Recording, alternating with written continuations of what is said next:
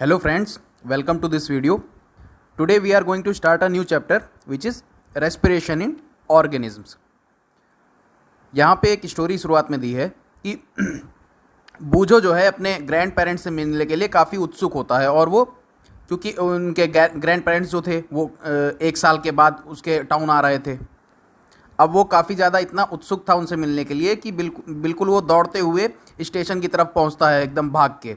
ठीक है, बहुत तेज़ी से दौड़ के वो स्टेशन जो आपका बस स्टॉप था वहाँ पे वो पहुँचता है, कुछ ही मिनट्स में पहुँच जाता है। He was breathing rapidly. अब वो बहुत तेज़ से जो है ब्रीथ कर रहा था। आप जब कहीं दौड़ के जाते हो तो आप देखते होगे ना, आप काफ़ी ज़्यादा तेज़ ब्रीदिंग करने लगते हो, काफ़ी ज़्यादा तेज़ सांस लेते हो आप अंदर अपने। तो उसकी ग्रैंड मदर जो थी उन्होंने उससे पूछा कि आप इतनी तेज़ से क्यों ब्रीथ कर रहे हो, इतने तेज़ क्यों सांस ले रहे हो। तो बूझो ने बताया कि वो पूरे रास्ते जो है दौड़ के आया है, इस वजह से वो तेज़ी से सांस ले रहा है। लेकिन अब इस बात पे ही बूझो के दिमाग में एक क्वेश्चन जो है बैठ जाता है। क्या क्वेश्चन था? He wondered why running makes a person breathe faster. अब वो सोचने लग जाता है कि तेज दौड़ के अगर कहीं आदमी जा रहा है तो क्यों उसकी सांस तेज हो जाती है, ऐसा क्यों हो जाता है।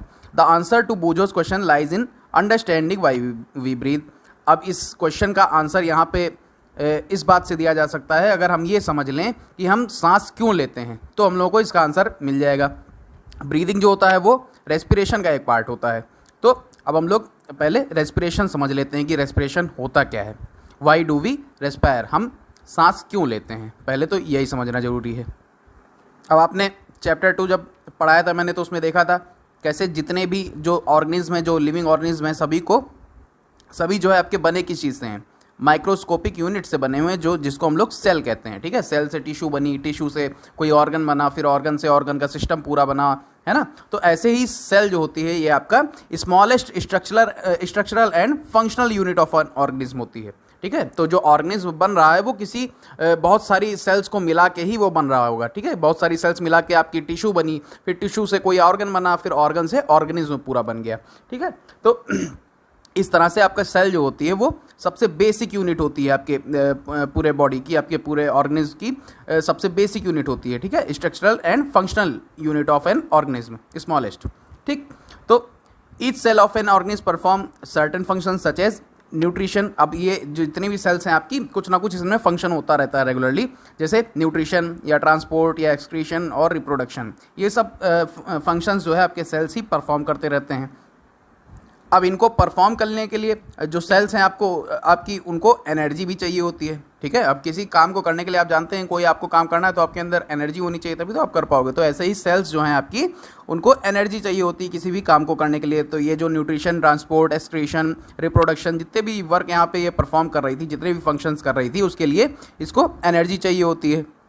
इनफैक्ट हम जितने भी काम करते हैं, जैसे हम लोग खाना खाते हैं या सोते हैं या पढ़ते हैं, ठीक है, कुछ भी हम लोग कर रहे होते हैं, छोटी से छोटी चीज़ भी कर रहे होते हैं, तो वहाँ पे हमको एनर्जी की रिक्वायरमेंट होती है। ठीक है, हम लोगों को एनर्जी चाहिए ही चाहिए होती है। अब ये एनर्जी आती कहाँ से है? आपके पेरेंट्स आपको लगातार इंसिस्ट करते रहते हैं कि आपको खाना रेगुलरली खाना चाहिए, है ना, टाइम पे आप खाना खाइए, आपके पेरेंट्स आपसे कहते रहते होंगे। तो the food has stored energy, जो आप खाना खाते हो उसी में एनर्जी प्रेजेंट होती है स्टोर्ड फॉर्म में। ठीक है, वो स्टोर्ड रहती है उस फूड के अंदर। और जैसे ही आप रेस्पायर करते हो तो उसको ऑक्सीजन मिलती है और फूड आपका ब्रेक डाउन हो जाता है और आपको एनर्जी मिल जाती है वहाँ से। इसीलिए आपके जितने भी लिविंग ऑर्गेनिज्म होते हैं वो रेस्पायर करते हैं to get energy from food. जो एनर्जी है आपकी स्टोर्ड फॉर्म में है फूड के अंदर, उसको बाहर निकालने के लिए, अपने वर्क के लिए, यूज़ में लाने के लिए वो रेस्पायर करते हैं। ठीक है, ब्रीद इन ब्रीद आउट करते हैं। अब हम लोग ब्रीदिंग करते टाइम अपने जो आप ब्रीद इन करते हो, जब सांस अंदर लेते हो तो उसमें आप एयर लेते हो अपने अंदर, है ना। एयर जो प्रेजेंट है आपके एटमॉस्फेयर में उसको आप इनटेक करते हो। You know that air contains oxygen. जो एयर होती है उसमें कुछ ना कुछ आपने पढ़े थे ना, एयर के कुछ कंपोनेंट्स होते हैं जिसमें डिफरेंट गैसेज होती हैं, है ना। तो उसमें से एक ऑक्सीजन भी एक पार्ट था। तो हम लोग इनहेल जब करते हैं तो ऑक्सीजन का एक पार्ट हम लोगों के साथ आपके अंदर जो है एयर के साथ चला जाता है। We breathe out air which is rich in carbon dioxide. अब जो आप ब्रीद आउट करते हो, जो सांस बाहर आप जब फेंकते हो, तो उसमें जो एयर आपकी निकलती है वो किस में रिच रहती है? कार्बन डाइऑक्साइड में। ठीक है, उसमें CO2 ज़्यादा मात्रा में प्रेजेंट होता है। फिर जो आप एयर ब्रीद इन करते हो वो पूरी बॉडी में आपकी हर सेल तक जो है पहुंचा दी जाती है, ट्रांसपोर्ट कर दी जाती है आपकी बॉडी के द्वारा। ठीक है, जो पार्ट्स हैं आपकी बॉडी के वो पूरी तरीके से आपके सेल्स तक भी जो है ले जाके ऑक्सीजन, जो आपकी जो एयर आपने ली है, इनहेल की है, उसको ट्रांसपोर्ट कर देते हैं। अब इन सेल्स के अंदर जब ऑक्सीजन पहुंच जाती है तो जो आपका फूड होता है वो ब्रेक डाउन होता है वहाँ पे। ठीक है, तो जो सेल्स के अंदर जब आपकी ऑक्सीजन पहुँचती है तो फूड जो है आपका वो ब्रेक डाउन होने लग जाता है वहाँ पे, और वहाँ से आपकी एनर्जी मिलती है, आपको एनर्जी रिलीज़ होती है। तो यही जो प्रोसेस है आपकी, जो ब्रेकडाउन ऑफ फूड की प्रोसेस है, जिसमें आपकी सेल के अंदर फूड ब्रेकडाउन हो रहा था और एनर्जी रिलीज़ हो रही थी, उसी को हम लोग सेलुलर रेस्पिरेशन भी कह देते हैं। जो आपकी सेल्स का रेस्पिरेशन मान लीजिए कहा जाए तो वो यही प्रोसेस है आपकी। तो cellular respiration takes place in the cells of all organism. इस सेलुलर रेस्पिरेशन जो होता है आपका, जितने भी ऑर्गेनिज्म होते हैं सबकी सेल्स में जो है होता है, अकर होता है। अब ये जो आपका फूड है, आपको प्लांट से जो फोटोसिंथेसिस के द्वारा आपने देखा था ना, कुछ फूड बन रहा था, ग्लूकोज बन रहा था ना, तो ये देखिए आपका यहाँ पे आप डायरेक्ट इक्वेशन देखिए, मैं इससे बताता हूँ आपको। तो ये जो ग्लूकोज है आपका C6H12O6 इसको कह देते हैं, है ना, ये इसका केमिकल फॉर्मूला है। तो ग्लूकोज है आपका, ये जब ऑक्सीजन प्रेजेंट होगी, जब आपने अभी ये जो सेलुलर रेस्पिरेशन आपने पढ़ा है, तो इसमें जब ऑक्सीजन आपकी सेल्स तक गई है ना, तो आपका फूड जो है, जो ग्लूकोज है आपका, वही ब्रेक डाउन हुआ किसमें, कार्बन डाइऑक्साइड और वाटर में, प्लस एनर्जी आपकी रिलीज हो गई। ठीक है, तो जब एयर प्रेजेंट है, आपकी ऑक्सीजन प्रेजेंट है, वहाँ पे इस तरह से आपका कुछ आपका ग्लूकोज ब्रेक डाउन होकर किस में डिवाइड हो रहा है, कार्बन डाइऑक्साइड में और वाटर में, और आपकी एनर्जी जो है वो रिलीज़ हो जा रही है, आपको एनर्जी आपकी बॉडी को मिल जा रही है। इस तरह के रेस्पिरेशन को एरोबिक रेस्पिरेशन कहा जाता है। ठीक है, एरोबिक रेस्पिरेशन, एरोबिक तब होगा जब ऑक्सीजन की प्रेजेंस होगी। ठीक है, जहाँ पे जो आपका फूड है वो, उसका जो ग्लूकोज का ब्रेकडाउन हो रहा है वो ऑक्सीजन के प्रेजेंस में हो रहा है, तो वहाँ पे एरोबिक रेस्पिरेशन उसको कहा जाएगा। अब इस तरह का भी रेस्पिरेशन होता है जिसमें फूड जो आपका ब्रेकडाउन होता है वो ऑक्सीजन के बिना हो जाता है। ठीक है, विदाउट यूजिंग ऑक्सीजन। तो उसकी ये देखिए आप इक्वेशन देखिए इसकी, यहाँ पे C6H12O6 आपका जो है, जो ग्लूकोज है, in the absence of oxygen. अब यहाँ पे ऑक्सीजन प्रेजेंट नहीं है, फिर भी ये ब्रेकडाउन हो रहा है, तो ये ब्रेकडाउन होकर किस में पहुँचेगा, एल्कोहल में, कार्बन डाइऑक्साइड में, और एनर्जी आपकी रिलीज़ हो जाएगी, यहाँ से भी आपको एनर्जी मिल जाएगी। ठीक है, तो ये जो आपका एल्कोहल है, इसका फॉर्मूला आपने देखा था पिछली क्लास में, C2H5OH। ठीक है, तो ये आपका एल्कोहल का फॉर्मूला हो गया, और आपका कार्बन डाइऑक्साइड और एनर्जी आपकी रिलीज़ हो गई। अब ये होता कहाँ पे है, होता कहाँ पे है, उससे पहले आप ये चीज़ जानिए कि ये ऑक्सीजन के एब्सेंस में हो रहा था, इसलिए इसको हम लोग एनएरोबिक कह देते हैं। एनएरोबिक, वो एरोबिक था और यहाँ पे ऑक्सीजन की अब्सेंस है, प्रेजेंस नहीं है, तो ये एनएरोबिक हो गया।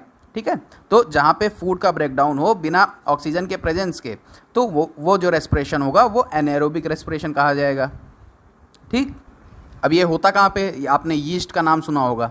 यीस्ट जो होते हैं वो डिफरेंट आपकी वाइन्स वगैरह बनाने में, ब्रूइंग वगैरह में आपके हेल्प करते हैं। ठीक है, तो जो यीस्ट होते हैं वो एनेरोब्स कहलाते हैं। क्यों? क्योंकि ये लोग एनारोबिक रेस्पिरेशन करते हैं और जो है उसी से अपने फूड को ब्रेक डाउन करते हैं और एनर्जी गेन करते हैं।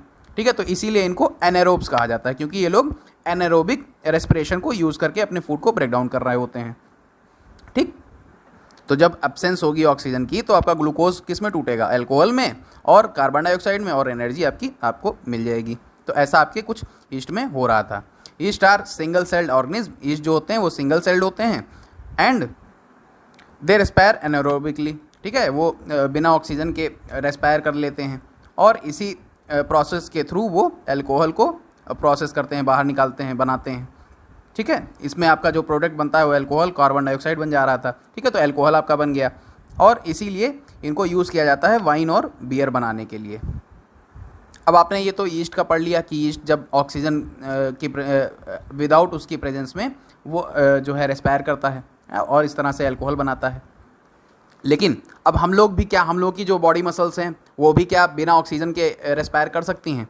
तो हाँ, ऐसा होता है, और muscle cells can also respire anaerobically. ठीक है, इस तरह से अपनी जो बॉडी की मसल्स हैं वो भी रेस्पायर कर सकती हैं, लेकिन बहुत ही छोटे टाइम के लिए, बहुत शॉर्ट टाइम के लिए, बहुत शॉर्ट टाइम पीरियड के लिए। जब वहाँ पे टेम्प्रोरी डिफिशियंसी होती है ऑक्सीजन की, ठीक है। ऐसा नहीं कि आपकी बॉडी लगातार रेस्पायर कर सकती है बिना ऑक्सीजन के, ठीक है। तो बहुत ही हल्के से टाइम के लिए आपके बॉडी की मसल्स जो हैं वो रेस्पायर कर सकती हैं विदाउट ऑक्सीजन। अब जब ये कैसे कब होता है, जब आप कोई हैवी एक्सरसाइज करते हो, जिम वगैरह आप जाते हो, वहाँ पे कोई आप हैवी वेट उठाते हो, ठीक है। तो इस तरह जब आप अपनी बॉडी को बहुत ज़्यादा एक्सरसाइज में डालते हो तब आपका एनारोबिक रेस्पिरेशन आपकी मसल्स कर लेती हैं। और आप दौड़ते हो कभी, उसमें हो जाता है। साइकिलिंग करते हो, वॉकिंग करते हो कई घंटों तक, या हैवी वेट लिफ्टिंग करते हो, तब आपकी जो एनर्जी की डिमांड होती है वो बहुत ज़्यादा बढ़ जाती है। आपकी बॉडी को बहुत ज़्यादा एनर्जी चाहिए होती है, और बहुत ज़्यादा एनर्जी चाहिए होगी तो बहुत ज़्यादा फूड को ब्रेक डाउन करना पड़ेगा, और बहुत ज़्यादा फूड को ब्रेक डाउन करना पड़ेगा तो आपके सेल्स को ऑक्सीजन बहुत ज़्यादा अमाउंट में चाहिए होगी, है ना। तो उतने अमाउंट में आपकी बॉडी को तो ऑक्सीजन मिल नहीं पा रही है एयर के थ्रू, क्योंकि उसमें थोड़ा ही कंपोनेंट होता है एयर का। तो होगा क्या, वहाँ पे जो आपकी मसल्स हैं वो एनारोबिकली रेस्पायर करेंगी, ठीक है, बिना ऑक्सीजन के रेस्पायर करेंगी, फूड को ब्रेक डाउन करने की कोशिश करेंगी, ठीक है। और इस प्रोसेस में वो लैक्टिक एसिड को प्रोड्यूस करेंगी, ठीक है। तो आपका ग्लूकोज जो होगा वो एब्सेंस में ऑक्सीजन के लैक्टिक एसिड निकालेगा और एनर्जी निकाल देगा। आपकी बॉडी को जो एनर्जी चाहिए थी वो मिल जाएगी। लैक्टिक एसिड का फॉर्मूला आपने क्या देखा था, C3H6O3, ठीक है। कुछ इस तरह से आपका लैक्टिक एनर्जी निकल जाएगी, और यही अभी आप देखोगे कि कैसे ये क्रैम्प, आपके मसल्स में क्रैम्प जो प्रोड्यूस हो जाता है वो कैसे होता है, इसी लैक्टिक एसिड की वजह से होता है। देखिए, have you ever wandered why you get muscle cramps after heavy exercise.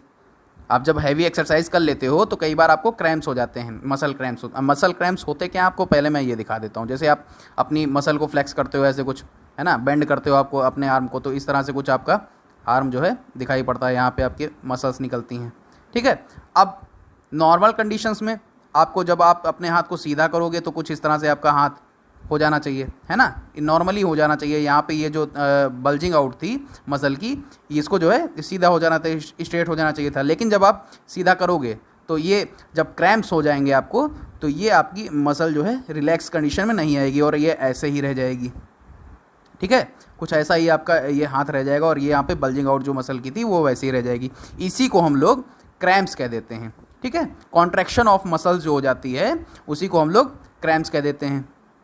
अब ये हो क्यों रहा है, क्योंकि यहाँ पे आपकी मसल्स जो थी, यहाँ की ये जो मसल्स हैं आपकी, ये रेस्पायर कर रही हैं anaerobically without presence of oxygen. जहाँ पे एब्सेंस है ऑक्सीजन की, उस तरह से ये लोग रेस्पायर कर रहे हैं एनारोबिकली, ठीक है। तो जो पार्शियल ब्रेकडाउन होगा ग्लूकोज का, वो प्रोड्यूस करेगा किसको, लैक्टिक एसिड को। तो यहाँ पे लैक्टिक एसिड जो है आपका प्रोड्यूस होगा और वो यहीं पे एक्यूमुलेट हो जाएगा, बहुत ज़्यादा यहाँ पे लैक्टिक एसिड जो है प्रोड्यूस हो जाएगा, ठीक है। तो उसी के एक्यूमुलेशन की वजह से आपको क्रैम्प्स हो जाते हैं। इस तरह की कुछ बल्जिंग आउट आपकी दिखाई पड़ेगी मसल की। अब इससे रिलीफ के लिए आपको हॉट वाटर बाथ लेना पड़ता है। आप गर्म पानी से जब नहाओगे तो आपको आराम मिल सकता है, या आप मसाज लोगे तब आपको आराम मिल सकता है इससे। ऐसा है क्यों, क्योंकि जब आप हॉट वाटर बाथ लोगे या मसाज लोगे तो वो आपके ब्लड के सर्कुलेशन को इम्प्रूव करता है, ठीक है। तो आपका ब्लड और प्रॉपरली आपकी सेल्स में फ्लो करेगा। जो आपकी जो वेन्स हैं, आर्टरी हैं, इनमें आपका ब्लड का सर्कुलेशन जो है अच्छा हो जाएगा।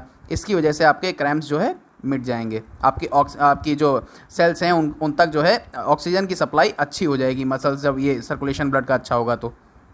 और जब ऑक्सीजन ज़्यादा मिलेगी सेल्स को, तो जो आपका लैक्टिक एसिड जो बना था पार्शियल ब्रेकडाउन के ग्लूकोज के, वो कंप्लीट ब्रेकडाउन हो जाएगा उसका, और कार्बन डाइऑक्साइड और वाटर के फॉर्म में वो निकल जाएगा, प्लस आपकी एनर्जी आपको मिल जाएगी, ठीक है। तो कुछ इस तरह से क्रैम्प्स को आप डील कर सकते हो। फिर अब हम लोग देखेंगे ब्रीदिंग। What is breathing. अब यहाँ पे आपको अपनी नॉस्ट्रिल्स को क्लोज कर देना है, नॉस्ट्रिल्स और माउथ को, दोनों को आपको क्लोज कर देना है कुछ इस तरह से। ये देखिए, इस तरह से आपको अपने हाथ को अपनी नॉस्ट्रिल्स पे रखना है और माउथ पे रख के क्लोज कर देना है, और बिल्कुल भी सांस नहीं लेनी है आपको, ठीक है। फिर आप एक वॉच में देखिए कि आप कितनी देर तक वो सांस आप जो है रोक के रख पाए अपनी, ठीक है। कितनी देर तक आपको सांस लेने की ज़रूरत नहीं पड़ी, और कुछ जब आपको एकदम अनकंफर्टेबल फील होने लग जाए, आपको अच्छा ना लगे, तुरंत आप इसको हटा दीजिए, ठीक है। और किसी के सुपरविज़न में आपको ये करना है, ठीक।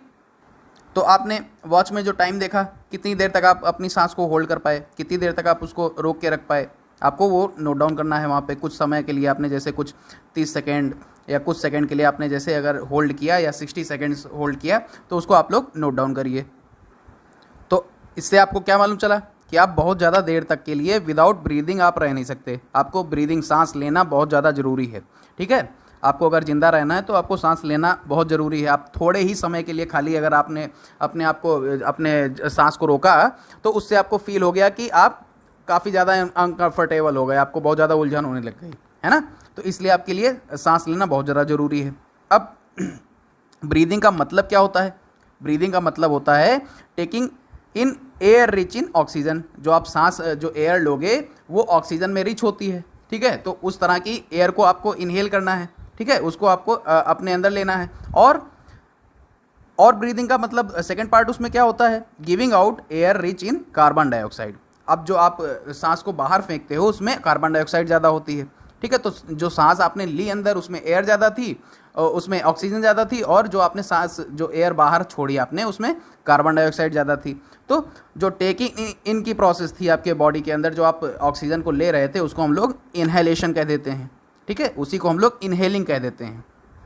और जो आप एयर को जो बाहर छोड़ रहे थे उसकी प्रोसेस को हम लोग एक्सहेलेशन कह देते हैं। उसको एक्सहेल कर देना कह देते हैं। कार्बन डाइऑक्साइड को आप एक्सहेल कर देते हो। अब ये जो आपकी प्रोसेस है ना, जो ब्रीदिंग की प्रोसेस है, ये लाइफ लॉन्ग है और कॉन्टीन्यूअस है। लगातार आप करते रहते हो जीवन भर, जीवन काल के लिए। जितने भी ऑर्गेनिज्म होते हैं सभी के अंदर ये ऐसा ही थ्रू आउट उनके लाइफ में चलता रहता है। The number of times a person breathes in a minute is termed as breathing rate. अब जो 1 मिनट के अंदर आप जितनी बार सांस लेते हो उसी को हम लोग ब्रीदिंग रेट कह देते हैं। कोई भी ऑर्गेनिज्म 1 मिनट के अंदर जितनी बार सांस ले रहा है उसको हम लोग उसका ब्रीदिंग रेट कह देते हैं। अब किसी ब्रीदिंग के टाइम में आपने देख ही लिया, इनहेलेशन और एक्सहेलेशन ये अल्टरनेटली होते हैं। आप पहले सांस लोगे फिर सांस छोड़ोगे, है ना। ऐसा कुछ कर रहे थे आप ब्रीदिंग के प्रोसेस में। और एक ब्रीथ का मतलब क्या होता है? एक इनहेलेशन और एक एक्सहेलेशन। आपने एक बार सांस अंदर ली और एक बार सांस बाहर की, इसी को हम लोग एक सिंगल ब्रीथ मान लेते हैं। ठीक है, तो इस तरह से आप जब 1 मिनट के लिए काउंट करोगे तो कुछ आपको मालूम चलेगा, वो आपका क्या होगा? ब्रीदिंग रेट होगा आपका। अब बूझो देखिए कुछ कह रहा है। बूझो ने नोटिस किया कि जब उसने सांस अपनी रोकी थी, ठीक है, और उसके बाद उसने जब सांस वापस से ली थी तो उसको काफ़ी तेज़ी से उसको जो है सांस लेनी पड़ गई थी। काफ़ी तेज़ उसको जो है सांस अपने अंदर लेनी पड़ी थी। ऐसा क्यों था, है ना? इसको हम लोग आगे जानेंगे। फिर would you like to find out your breathing rate. अब आप क्या अपने ब्रीदिंग रेट को जानना चाहोगे? जो मैंने बताया ना आपको कि 1 मिनट में आप कितनी बार सांस लेते हो, उसी को ब्रीदिंग रेट कहा जाता है। तो ये आप क्या जानना चाहोगे कि आपकी ब्रीदिंग रेट क्या है? और क्या आप ये जानना चाहोगे कि ये एक कांस्टेंट रहती है या ऑक्सीजन की रिक्वायरमेंट के हिसाब से ये चेंज होती रहती है? आपकी बॉडी की ऑक्सीजन की जो रिक्वायरमेंट होती है, क्या उसके हिसाब से ये चेंज होती रहती है या कांस्टेंट रहती है? Let us find out by doing the following activity. अब हम लोग ये एक्टिविटी करके हम लोग इसको देखेंगे। इस एक्टिविटी में आपको इस टेबल में कुछ चीज़ें आपको भरनी है। जैसे आपने नेम ऑफ द क्लासमेट, आपने कई सारे दोस्तों को ले लिया आपने, ठीक है, उनके साथ आपको ये एक्टिविटीज़ करनी है। तो आपने पहले अपना नाम लिख दिया और अपने दोस्तों का नाम लिख दिया। यहाँ पे अलग अलग लोगों को इस तरह से कुछ करना है। फिर ब्रीदिंग रेट उनका आपको चेक करना है। किस तरह से? आप जब नॉर्मली आप 1 मिनट तक अपना, जैसे मैंने बताया था कि आपको ब्रीथ रेट आपका जो है उसको काउंट करना है कि आप कितनी बार सांस ले रहे हो 1 मिनट में, उसको यहाँ पे नोट डाउन कर देना है। अपना नोट डाउन कर देना है, अपने दोस्तों का लिख देना है। ठीक, फिर एक हल्का सा आपको 10 मिनट के लिए चलना है, आराम से एकदम, बिल्कुल भी तेज़ उसमें नहीं चलना है आपको। नॉर्मली आप चल के देखिए, उसके बाद आप आके काउंट करिए कि कितनी बार आप 1 मिनट में सांस ले रहे हो, उसको नोट डाउन करिए। ठीक, फिर आप 100 मीटर के लिए काफ़ी तेज़ी से दौड़िए। ठीक है, आप तेज़ी से दौड़ के आइए और फिर तुरंत आप उसको नोट डाउन करिए कि आप 1 मिनट में कितनी बार सांस ले रहे हो।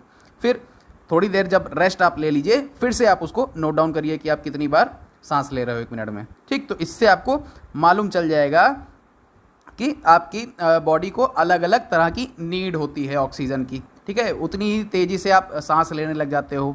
आपका ब्रीदिंग रेट जो है, जब ज़्यादा एक्टिविटी आप कर लेते हो तो वो बढ़ जाता है। जैसे आप 1 मिनट में अगर 15 से 18 बार अगर आप नॉर्मली में आप कर रहे थे, ब्रीदिंग कर रहे थे, तो आप जब कोई हैवी वर्कआउट करोगे, एक्सरसाइज करोगे, तो आपको हो सकता हो आपका ब्रीदिंग रेट बढ़ के 25 तक पहुंच जाए या 30 तक भी पहुंच सकता है। ठीक है, तो ज़्यादा से ज़्यादा आपका ब्रीदिंग रेट बढ़ जाता है जब आप कोई हैवी एक्टिविटी करते हो। तो जब भी किसी पर्सन को एक्स्ट्रा एनर्जी चाहिए होती है तो वो काफ़ी तेज़ी से ब्रीथ करने लग जाता है। ठीक है, उसकी सांस जो होती है वो तेज़ हो जाती है। As a result more oxygen is supplied to our cells. इसके थ्रू जब आप रेस्पायर ज़्यादा तेज़ी से करोगे तो आपकी सेल्स तक ज़्यादा ऑक्सीजन पहुंच पाएगी, है ना, काफ़ी तेज़ी से ऑक्सीजन पहुंचेगी, और इस तरह से आपका जो फूड का ब्रेकडाउन हो रहा था सेल्स में वो काफ़ी तेज़ हो जाएगा और एनर्जी आपको ज़्यादा से ज़्यादा अमाउंट में मिलेगी। ठीक है, तो आप कोई हैवी एक्टिविटी कर रहे हो तो उसके लिए आपको ज़्यादा एनर्जी चाहिए, तो उसके लिए आपकी सेल्स को ज़्यादा ऑक्सीजन चाहिए जिससे वो फूड को ब्रेक डाउन कर पाए ज़्यादा से ज़्यादा। इसी वजह से आप जब कोई फिजिकल एक्टिविटी करते हो तो आप हैवी फिजिकल एक्टिविटी करने के बाद आपको काफ़ी भूख लग जाती है। आप जैसे जिम से लौट के आओगे तो आपको काफ़ी तेज़ी से भूख लग जाएगी, वो इसीलिए होता है। अब यहाँ पे देख लीजिए, on an average an adult human being at rest breathes in and out 15 to 18 times in a minute. Normally जो है कोई एक आदमी जो होता है जिसका कोई भी एडल्ट बीइंग है उसका ब्रीदिंग रेट क्या होता है, ब्रीदिंग रेट मतलब ब्रीद इन और ब्रीद आउट जो होगा उसका 1 मिनट का वो 15 to 18 टाइम्स होगा 1 मिनट के अंदर। फिर अगर कोई वो हैवी एक्सरसाइज कर लेता है तो उसका ब्रीदिंग रेट 25 टाइम्स पर मिनट भी जा सकता है। जब हम लोग एक्सरसाइज करते हैं तो हम लोग खाली तेज़ी से सांस नहीं लेते हैं, बल्कि हम लोग ज़्यादा से ज़्यादा ऑक्सीजन भी लेते हैं, इनहेल करते हैं। ठीक है, आप काफ़ी ज़्यादा डीप ब्रेथ लेते हो, आपका चेस्ट का एरिया होता है वो और ज़्यादा फूल जाता है। ठीक है, नॉर्मली आप जब तेज़ सांस लेते हो वो तो ठीक है, लेकिन आप जब कोई हैवी वर्कआउट करते हो तो आप डीप ब्रेथ्स लेते हो जिससे आपका चेस्ट का एरिया काफ़ी ज़्यादा ब्रॉड हो जाता है और उसमें ऑक्सीजन ज़्यादा से ज़्यादा जा पाती है। When you feel drowsy, does your breathing rate slow down? अब क्या आप जब थोड़ा सा नींद में होते हो तो क्या आपका जो ब्रीदिंग रेट है वो क्या कम हो जाता है? बिल्कुल ऐसा होगा ही ना। जब आप क्लास में बैठते हो, कभी आप जैसे आप इस लेक्चर में मान लीजिए आप बैठे हुए हैं, ठीक, आपको ड्राउजी फील हो रहा है, आपको नींद सी आ रही है, आपको ऊबन हो रही है अगर, ठीक है, तो आप यॉर्निंग करते हो। यॉन करना मतलब जो आप उबासी लेते हो, मुंह खोल के जो है सांस लेने की कोशिश करते हो, उसमें होता क्या है, ज़्यादा से ज़्यादा ऑक्सीजन आपकी ऑर्गन्स में, रेस्पिरेटरी ऑर्गन्स में आपकी ज़्यादा से ज़्यादा ऑक्सीजन जा पाती है आपके लंग्स में। ठीक है, उससे आपकी बॉडी को एनर्जी मिलती है और वो आपको जगा के रखने की कोशिश करता है। अब आगे एक एक्टिविटी दी है, इसमें हम लोगों को दिखाना है कि कब हम लोग ज़्यादा सांस ले रहे हैं, कब हम लोगों का जो ब्रीदिंग रेट है वो ज़्यादा है। ठीक है, तो अब देखिए, कोई जहाँ पे भी फिजिकल एक्टिविटी हो रही होगी वहाँ पे ज़्यादा होगा। तो ये मान लीजिए ये बच्ची खेल रही है तो इसका ब्रीदिंग रेट ज़्यादा होगा। ठीक है, ये कोई सीढ़ी पे चढ़ रहा है लेबर, तो इसका ब्रीदिंग रेट ज़्यादा होगा। हम लोग बैठ के अगर पढ़ रहे हैं तो हम लोग का breathing rate in comparison to these ones हम लोग का कम होगा। ठीक है, ब्रीदिंग रेट हम लोग का कम होगा। और यहाँ पे देखिए ये कपड़े धुल रही हैं तो इनका भी ब्रीदिंग रेट ज़्यादा हो सकता है क्योंकि ये फिजिकल एक्टिविटी में इन्वॉल्व हैं। और यहाँ पे कोई सो रहा है तो सोते हुए सबसे ज़्यादा कम होगा ब्रीदिंग रेट, बहुत नॉर्मल होता है, एकदम रेस्ट पोजीशन में है आपकी बॉडी। अगर आप चल रहे हो तब भी आपका थोड़ा सा ज़्यादा होगा, है ना। तो कुछ इस तरह से आपको ब्रीदिंग रेट यहाँ पे देखना था कि किस में आपका ब्रीदिंग रेट ज़्यादा हो रहा है, किस में कम हो रहा है। फिर हम लोग नेक्स्ट देखेंगे हाउ डू वी ब्रीद, हम लोग कैसे ब्रीद करते हैं, इस चीज़ को हम लोग समझने की कोशिश करेंगे यहाँ पे। तो इस प्रोसेस को हम लोग डायरेक्टली इसके फिगर से देखते हैं। यहाँ पे देखिए आपका ये ह्यूमन रेस्पिरेटरी सिस्टम का फिगर है। यहाँ पे नेसल पैसेज दिया हुआ है। ठीक है, यहाँ पे आपकी नॉस्ट्रिल्स प्रेजेंट होती हैं, यहाँ पे आपकी नॉस्ट्रिल्स होती हैं। ठीक है, अब आप जब ब्रीद इन करते हो तो नॉस्ट्रिल्स के थ्रू ही आप एयर को अंदर लेते हो, तो नॉस्ट्रिल्स के थ्रू आपका एयर जो है वो अंदर जाएगी। यहाँ पे नेसल कैविटी है आपकी, ठीक है, तो यहाँ पे एयर पहुँचेगी, फिर यहाँ से पास होके वो फेरिंग्स में जाएगी, है ना, यहाँ पे आई। फिर यहाँ पे कुछ वॉल्व टाइप का प्रेजेंट होता है जो मैंने आपको बताया था ना डाइजेस्टिव सिस्टम वाले में। तो वो वॉल्व जब ओपन रहती है तो आपकी सांस रेगुलरली आपके लंग्स तक पहुँच पाती है, और जब वो आप फूड इनटेक करते हो तो वो बंद हो जाती है, जिससे वो फूड पाइप में आगे चली जाती है एसोफेगस में। ठीक है, तो ये तो खैर अलग की चीज़ है। अब आप यहाँ पे ये समझिए, जो फेरिंग्स होता है ये एरिया जो है आपका फूड और एयर दोनों के लिए सिमिलर होता है, ये पैसेज यहाँ पे। ठीक है, तो यहाँ पे फूड और एयर दोनों ही साथ पास करते हैं और यहाँ से ये अलग हो जाता है। फिर ये आपका जो एयर होगी वो जब यहाँ पे आगे बढ़ेगी तो ट्रैकिया में पहुँचेगी। ठीक है, ये जो कुछ इस तरह का आपका दिखाई पड़ रहा है ये ट्रैकिया है। यहाँ पे आपकी जो ब्रीद इन की है अपने एयर वो पहुँची, और फिर यहाँ से वो लंग्स में पहुँचती है। जो आपको ये हल्का सा डार्क कलर जो दिखाई पड़ रहा है ये, इसी को हम लोग लंग्स कह देते हैं। और इसके ऊपर जो प्रेजेंट है ये बोन्स जो प्रेजेंट है इसको हम लोग रिब्स कहते हैं, जो रिब्स आपने देखी थी ना स्केलेटन सिस्टम में। तो इस तरह से कुछ रिब्स होती हैं आपकी, और जो लंग्स होते हैं उसके अंदर आपकी एयर इस तरह से कुछ पहुंच जाती है ट्रैकिया के थ्रू होते हुए। बाकी इसमें आपका यहाँ पे डायफ्राम प्रेजेंट होता है। ये डायफ्राम इसी के मूवमेंट के थ्रू ही आपका एयर जो होती है, इसके और रिब्स के मूवमेंट के थ्रू ही आपकी एयर अंदर आती है या पॉप आउट होती है, बाहर फेंकी जाती है। ठीक है, तो जब ये डायफ्राम अंदर की ओर दबेगा, ठीक है, डायफ्राम होता क्या है, एक शीट होती है, मस्कुलर शीट होती है, मसल्स की बनी होती है डायफ्राम, जो जब ये अंदर की ओर दबेगी और आपकी रिब्स जो है अंदर की ओर जब जाएंगी, ये रिब्स मान लीजिए अंदर चली गई और ये आपका डायफ्राम अंदर ऐसे चला गया, तो इस तरह से आपका लंग्स जो होंगी वो दब जाएंगी, अंदर की ओर कॉन्ट्रैक्ट हो जाएंगी। इससे आपका एयर जो अंदर होगी वो बाहर फेंकी जाएगी। आप इसको एक्सहेल करोगे, इसको हम लोग एक्सहेलेशन कह देंगे। ठीक है, यहाँ पे एयर आपने एक्सहेल कर दी।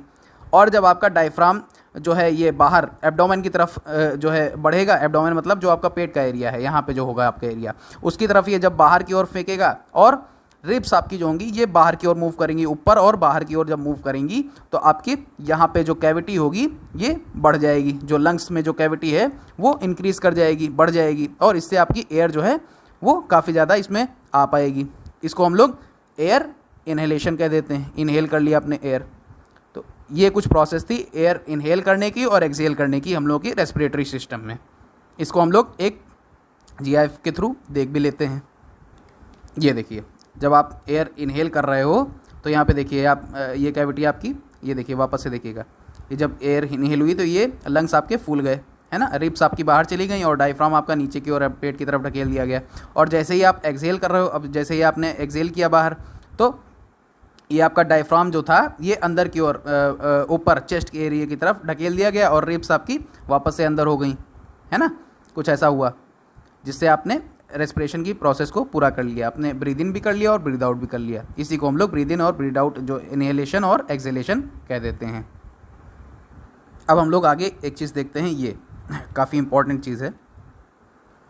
आप जब एयर इनहेल करते हो तो वेरियस जो अनवांटेड पार्टिकल्स होते हैं वो भी आपके साथ एयर के साथ इनहेल हो जाते हैं, अंदर चले जाते हैं, लेकिन वो आपके नेसल कैविटी में जो नॉस्ट्रिल जिससे थ्रू आपकी एयर जा रही है वहाँ पे हेयर्स कुछ प्रेजेंट होते हैं, है ना, वो उसको रोक लेते हैं। अब ये जो अनवांटेड पार्टिकल्स थे, जैसे स्मोक हो गया, डस्ट हो गया, पोलेंस हो गए, ठीक है, छोटे छोटे जो डस्ट पार्टिकल्स होते हैं, पॉल्यूटेंट्स होते हैं, वो आपके अंदर चले जाते हैं। लेकिन वो जो आपके नेसल कैविटी में जो नॉस्ट्रिल्स में आपके हेयर प्रेजेंट हैं उनके द्वारा उनको रोक लिया जाता है। लेकिन कई बार क्या होता है, कई बार ये पास हो जाते हैं, वहाँ से भी मान लीजिए हेयर से भी ये पास होके अंदर चले गए, नेसल कैविटी तक पहुँच गए अंदर। इससे होगा क्या कि ये आपकी जो नेसल कैविटी के जो ये देखिए यहाँ पे इसकी जो लाइनिंग होगी यहाँ पे मान लीजिए पहुँच जाएंगे तो ये इसको इरिटेट कर देंगे। जो लाइनिंग है आपकी कैविटी की इसको इरिटेट कर देंगे। उससे होगा क्या, आपको आप छींकते हो, जो स्नीज करते हो, है ना, इसी वजह से आपको ऐसा होता है। Sneezing expels these foreign particles from the inhaled air. अब जो आपने इनहेल की है एयर, उसमें जब ये पार्टिकल्स चले जाएंगे और लाइनिंग को इरिटेट करेंगे तो आप छींकोगे। उससे क्या होगा कि ये जो जितने भी अनवांटेड पार्टिकल्स अंदर गए थे ये एक्सपेल आउट हो जाएंगे, बाहर फेंक दिए जाएंगे आपकी स्नीजिंग के थ्रू।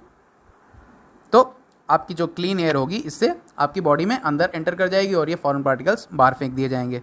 अब आप जब भी छींके तो हमेशा ध्यान रखें कि आप रुमाल को या हाथ को अपने नॉस्ट्रिल्स को उसके थ्रू कवर कर दें, ठीक है, जिससे कोई दूसरा पर्सन आपकी स्नीजिंग जो आपने स्नीज आउट किया है जो भी अनवांटेड पार्टिकल उसको वो इनहेल ना कर सके। ठीक है, हम लोग एक एक्टिविटी के थ्रू मेज़र करेंगे कि आपकी कैसे आप इनहेलिंग की प्रोसेस कर रहे थे, एक्सहेलिंग की प्रोसेस कर रहे थे। यहाँ पे फिगर के थ्रू दिखाया भी गया है कि जब आप सांस को अंदर लेते हो ना, एयर इज़ ड्रॉन इन, जब एयर आपकी अंदर जाती है तो एक्सपेंशन होता है आपके लंग्स में, ठीक है, आपकी जितनी ये रिब्स हैं इनमें भी एक्सपेंशन होगा और डायफ्राम आपका जो होगा वो नीचे की ओर मूव करेगा, एब्डोमेन की तरफ, ठीक है, पेट के साइड की तरफ ये मूव करेगा और आपकी एयर जो होगी आपकी लंग्स में पहुँच जाएगी। और जब आप एक्सहेल करते हो तो आपके लंग्स में कॉन्ट्रैक्शन होता है और रिब्स में आपके कॉन्ट्रैक्शन होता है, ये सब कॉन्ट्रैक्ट हो जाएंगी अंदर की ओर, रिब्स आपकी चली जाएंगी और आपका लंग्स जो होंगे वो कॉन्ट्रैक्ट कर जाएंगे। डायफ्राम जो होगा वो ऊपर की ओर चेस्ट की तरफ बढ़ जाएगा और इसकी वजह से जो एयर होगी वो फोर्स आउट होगी बाहर की ओर, उसको फेंक दिया जाएगा बाहर, है ना। तो आपको इनहेल करके और एक्सहेल करके मीजरिंग टेप के थ्रू आपको नापना है कि कितना ज़्यादा आप जब आप इनहेल करते हो तो कितना आपका चेस्ट कितना ज़्यादा आपका साइज़ में आ रहा है। इसको आप लोग मीज़र करिए किसी मीजरिंग टेप के थ्रू, यही इस एक्टिविटी में आपको करना है और ये करके आपको इस टेबल में यहाँ पे भरना है। अपने दोस्तों के साथ आप इसको करिए, अपना नाम लिखिए, अपने दोस्तों का लिखिए और जब आप इनहेल कर रहे हैं तो आपका क्या साइज़ है आपके चेस्ट का, फिर जब आप एक्सहेल कर रहे हो, जब सांस को बाहर फेंक रहे हो, तो आपका क्या, आपके चेस्ट का साइज़ है, और इसमें दोनों में क्या डिफरेंस है, जो इनहेलेशन और एक्सहेलेशन में जो एक्सपेंशन और कॉन्ट्रैक्शन में जो आपके लंग्स का जो चेस्ट का आपका साइज़ कन्वर्ट हुआ है, चेंज हुआ है, उसका डिफरेंस क्या है आपको यहाँ पे लिखना है। ठीक है, फिर हम लोग एक नेक्स्ट एक्टिविटी करके देखते हैं। इसमें कुछ नहीं, आपको कुछ ऐसा सेटअप आपको कर लेना है। ठीक है, ये जो आपने ऊपर वाला किया था कुछ इस तरह से आपको मेज़र करना था चेस्ट पे रख के। ठीक है, और ये जो अभी आपको एक्टिविटी बताई गई, इसमें आपको करना क्या है, एक प्लास्टिक की बॉटल आपने ले ली। ठीक है, ये प्लास्टिक की बॉटल आपने मान लीजिए ले ली, फिर इसको ऊपर से आपने फॉर्क के थ्रू आपने बंद कर दिया, और फॉर्क में आपका छेद है, उसके थ्रू आप कुछ ऐसे पाइप जो स्ट्रॉज होते हैं उसको ले लीजिए। ठीक है, और यहाँ पे आपको बैलून लगा देने हैं, 2 बैलून लगा देने हैं। फिर ये जो प्लास्टिक की बॉटल है, इसके बॉटम को आपको कट कर लेना है, इसको ओपन कर लेना है कट करके, और यहाँ पे आपको रबर का कुछ बांध देना है बैलून टाइप का यहाँ पे भी। ठीक है, जो यहाँ पे ओपन एंडेड हो इधर से। फिर आप जब इसको देखोगे, इसको नीचे की ओर जब आप खींचोगे, ये मान लीजिए आपका डायफ्राम का यहाँ पे वर्क कर रहा है। ठीक है, तो आप जब इसको नीचे की ओर खींचोगे तो होगा क्या कि ऊपर से एयर सक इन होगी। ठीक है, एयर जो है अंदर की ओर खींच ली जाएगी, उससे आपका जो बैलून्स होंगे वो फूल जाएंगे। बैलून्स आपके यहाँ पे लंग्स को शो कर रहे हैं। ठीक है, तो इस तरह से आपके कुछ लंग्स, जब डायफ्राम नीचे की ओर जाती है और चेस्ट आप जो रिब्स होती हैं वो ऊपर की ओर मूव करती हैं, तो आपका लंग्स में कैविटी प्रेजेंट हो जाती है, वो एक्सपेंड कर जाता है, और वहाँ पे एयर सक इन हो जाती है, एयर यहाँ पे अंदर आ जाएगी। और जैसे ही इसको जो आपने रबर शीट जो अंदर करोगे, अंदर पुश करोगे, डायफ्राम अंदर की ओर पुश होगा, तो होगा क्या कि यहाँ की जो एयर होगी वो भी पुल आउट हो जाएगी, बाहर फेंक दी जाएगी इस पाइप के थ्रू, है ना। तो इस एक्टिविटी में कुछ नहीं था, यही इसमें एक्सपेंशन और कॉन्ट्रैक्शन करके दिखाया गया था, कैसे आपके लंग्स में एयर जाती है और बाहर फेंकी जाती है। ठीक है, अब ये जो what do we breathe out और कुछ एनिमल्स के अंदर जो ब्रीदिंग की प्रोसेस होती है, कैसे होती है, उसको हम लोग नेक्स्ट वीडियो में देखेंगे। Thanks for